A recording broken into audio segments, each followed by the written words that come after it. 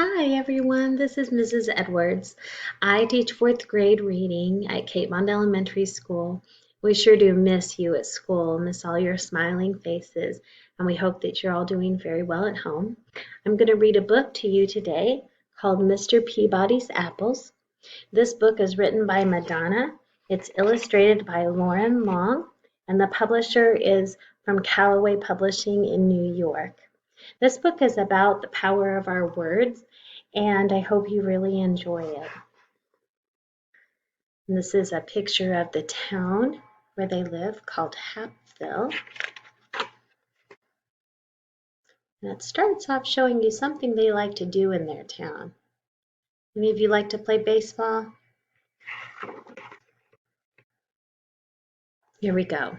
In the town of Hapville, which wasn't a very big town, Mr. Peabody was congratulating his Little League team on a great game. They had not won, but no one really cared, because they'd had such a good time playing. Mr. Peabody was the history teacher at the local elementary school, and in the summertime he dedicated every Saturday to organizing baseball games with other schools. Billy Little, who wasn't a very big boy, was one of Mr. Peabody's students. And there's Billy right here, if you can see him. He loved baseball more than anything, and he thought Mr. Peabody was the greatest. After each game, he would always stay to help pick up all the bats and balls. And when they were finished, Mr. Peabody would smile and say, "Thanks, Billy. Good job. I'll see you next Saturday." Then he would start his walk home along the main street of Hapville, which wasn't a very big street, waving hello to everyone he knew, and everyone would wave hello back. Along the way, he always passed Mr. Funkadeli's fruit market. Here Mr. Peabody would stop and admire Mr. Funkadeli's fresh apples. He would pick out the shiniest apple, drop it in his bag, and continue on his way. Across the street, Tommy Tattlebottom watched with curiosity as Mr. Peabody walked away with the apple.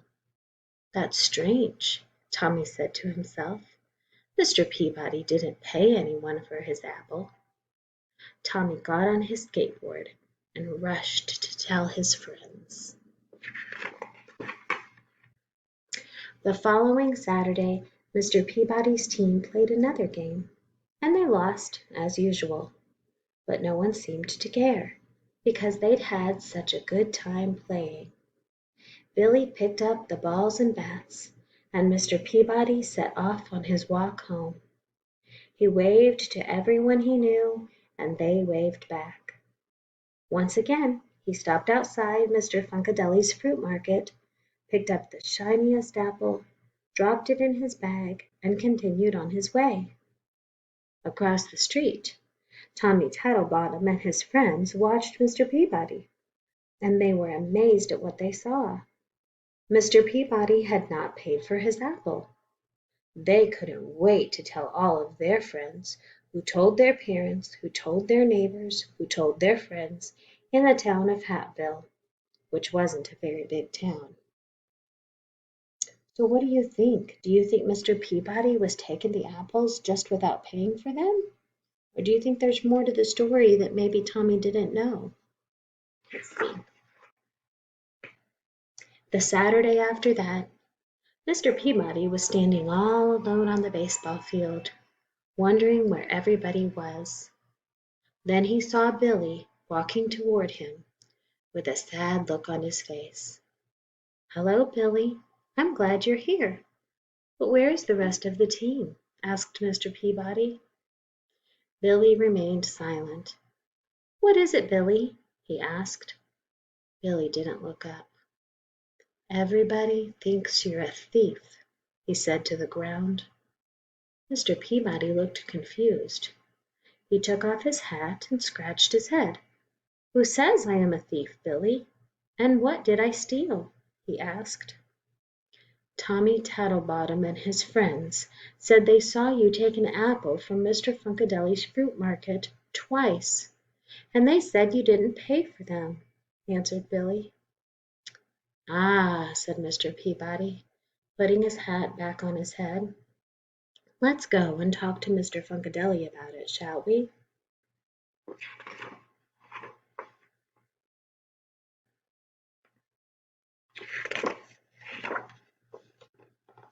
They walked down the main street, which wasn't a very big street, and Mr. Peabody waved to all the people he knew. But now some of them did not wave back, and some pretended they did not even see him. They finally arrived at Mr. Funkadelic's fruit market. Out popped Mr. Funkadelic, who said, "Hey, what are you doing here, Mr. Peabody? Why aren't you at the game?" "There wasn't a game today," said Mr. Peabody, "and I was wondering if I could take my apple earlier than usual." "Sure, why not?" replied Mr. Funkadelic. "You pay for them every Saturday morning when you pick up your milk. You can take them when you like. You want the big shiny one, Mr. Peabody?" Mr. Peabody took his apple, smiled, and offered it to Billy. "I would like to take the apple, Mr. Peabody, but I have to go and find Tommy and explain everything," said Billy. "When you find him, ask him to come over to my house. I would like to speak to him too," replied Mr. Peabody. So Tommy had it wrong, didn't he? A little while later, Billy found Tommy and told him what had happened with the apples. He told Tommy that Mr. Peabody wanted to speak to him right away. So off Tommy ran, and when he arrived, he rang the doorbell. Mr. Peabody came to the door. They looked at each other for a while. "Oh dear, Mr. Peabody," said Tommy on the doorstep. "I didn't understand. I should not have said what I said, but it looked like you hadn't paid for the apples." Mr. Peabody's eyebrows went up a little, and he felt a warm breeze blow across his face. "It doesn't matter what it looked like. What matters is the truth." Tommy looked down at his shoes and said, "I am so sorry. What can I do to make things better now?" Mr. Peabody took a deep breath, looked up at a small cloud that was in the sky, and said, "I'll tell you what, Tommy. Meet me at the baseball diamond in 1 hour, and bring a pillow stuffed with feathers." "Okay," said Tommy, who then ran off to his house to get a pillow.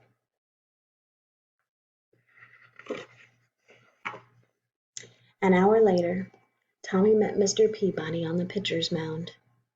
"Hello, Tommy," said Mr. Peabody. "Follow me and bring your pillow." Tommy followed Mr. Peabody to the top of the bleachers, wondering what this was all about. "It's a windy day, isn't it?" asked Mr. Peabody, when they reached the top.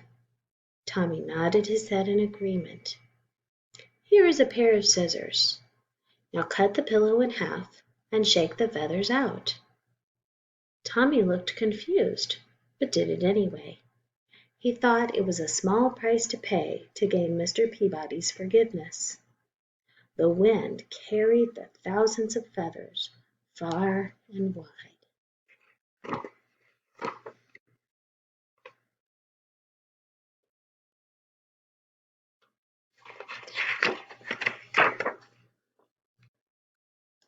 Tommy looked relieved and said, "Is that all I have to do to make things better?"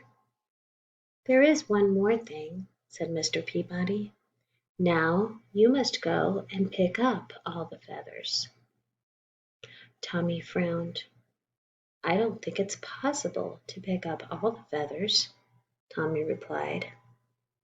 "It would be just as impossible to undo the damage that you have done by spreading the rumor that I am a thief," said Mr. Peabody.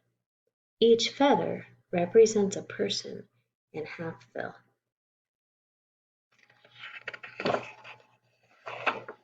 There was a long pause as Tommy began to understand what Mr. Peabody was saying.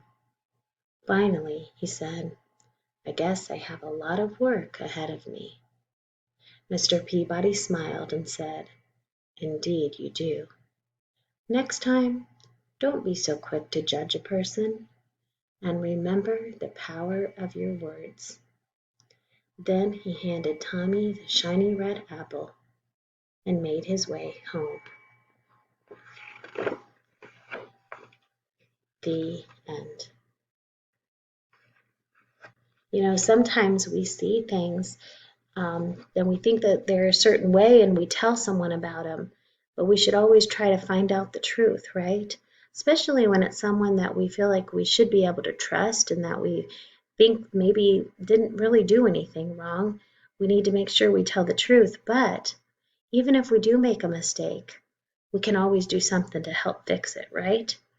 What do you think Tommy did? Do you think maybe he went around and told people that he was wrong and that Mr. Peabody really wasn't a thief? I think so. I hope that's what he did. So I hope you enjoyed the story, Mr. Peabody's Apples. Have a great day.